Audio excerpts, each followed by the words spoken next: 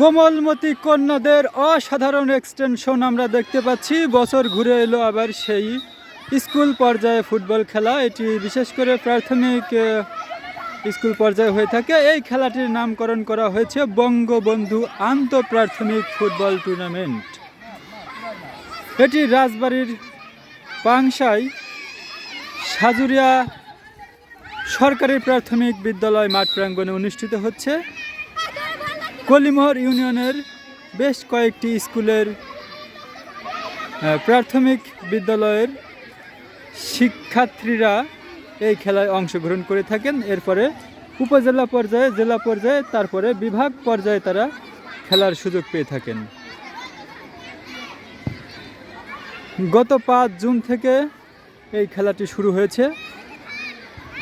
পরবর্তীতে জানিয়ে দেওয়া হবে সেমিফাইনাল এবং ফাইনাল কবে এবং কাদের সাথে। সত্যি কোমলমতি কন্যাদের খেলাটি উপভোগ্য।